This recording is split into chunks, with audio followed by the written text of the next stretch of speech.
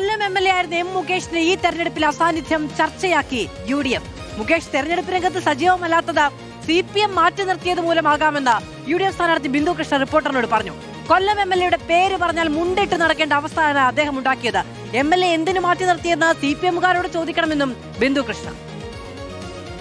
10 വർഷക്കാലമായി ഒരു ജനപ്രതിനിധിയുടെ സാന്നിധ്യം കൊല്ലത്തില്ല. വാചക കസരത്തുകൾക്കപ്പുറത്തേക്ക് PR വർക്കുകൾക്ക് അപ്പുറത്തേക്ക് ഒരു വികസനവും ഇവിടെ വന്നിട്ടില്ല എന്ന് ഈ വഴികളിലൂടെ പോകുമ്പോൾ ഓരോ ആളുകൾക്കും മനസ്സിലാകും. കൊല്ലം MLAയുടെ പേര് പറഞ്ഞാൽ തലയിൽ മുണ്ടിട്ട് നടക്കേണ്ട അവസ്ഥ അദ്ദേഹം ഉണ്ടാക്കിയതല്ലേ. അദ്ദേഹം ജനങ്ങളുടെ ഒരു ആവശ്യത്തിനും കൂടെ നിന്നിട്ടില്ല. എന്തിന് അദ്ദേഹത്തെ തെരഞ്ഞെടുത്തയച്ച ജനങ്ങളോടൊപ്പം നിന്നില്ല എന്ന് മാത്രമല്ല, അദ്ദേഹത്തിന്റെ പാർട്ടിക്കാരുണ്ടല്ലോ, അദ്ദേഹത്തിന്റെ തെരഞ്ഞെടുപ്പ് വിജയത്തിന് വേണ്ടി പ്രവർത്തിച്ചവരുടെ വീടുകളിൽ ഒരു കാര്യം ഉണ്ടായിട്ട് പോലും വന്നിട്ടില്ല. ഇറങ്ങിയാൽ പ്രശ്നം ഉണ്ടാവുന്നുള്ളതുകൊണ്ടാണോ മാറ്റി അങ്ങനെ തോന്നുന്നുണ്ടോ? അവരുടെ പാർട്ടിക്കാരോട് യോജിക്കുന്നതായിരിക്കും ഉചിതം. ജനങ്ങൾക്കറിയാം, അതിന്റെ എല്ലാ കാര്യങ്ങളും ജനങ്ങൾക്കറിയാം. അശ്വിൻ ഡിയാഗോ വിവരങ്ങളുമായി ചേരുകയാണ്. അശ്വിൻ, കൊല്ലം MLA പ്രചാരണ രംഗത്ത് കാണാനില്ല. അദ്ദേഹത്തെ കണ്ടാൽ വോട്ട് കിട്ടില്ല. അദ്ദേഹത്തിന്റെ പേര് പറഞ്ഞാൽ തലയിൽ മുണ്ടിട്ട് നടക്കേണ്ടുന്ന അവസ്ഥയാണ്. വിമർശനങ്ങൾ കടുപ്പിക്കുകയാണ് UDF.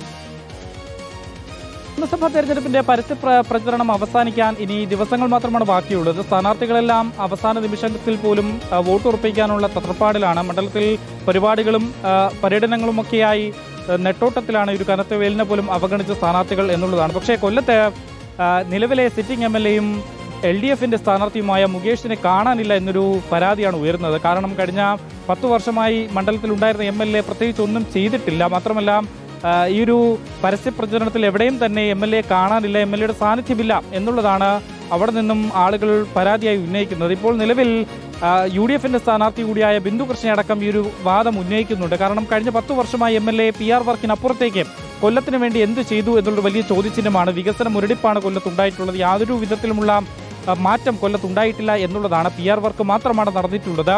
തലയിൽ മുണ്ടിട്ട് നടക്കേണ്ട ഒരു അവസ്ഥയാണ് നിലവിലിപ്പോൾ MLA മണ്ഡലത്തിൽ ഉണ്ടാക്കിയിട്ടുള്ളത്. വിവരങ്ങൾ നൽകിയത് ആഞ്ഞടിക്കുകയാണ് ബിന്ദു കൃഷ്ണ.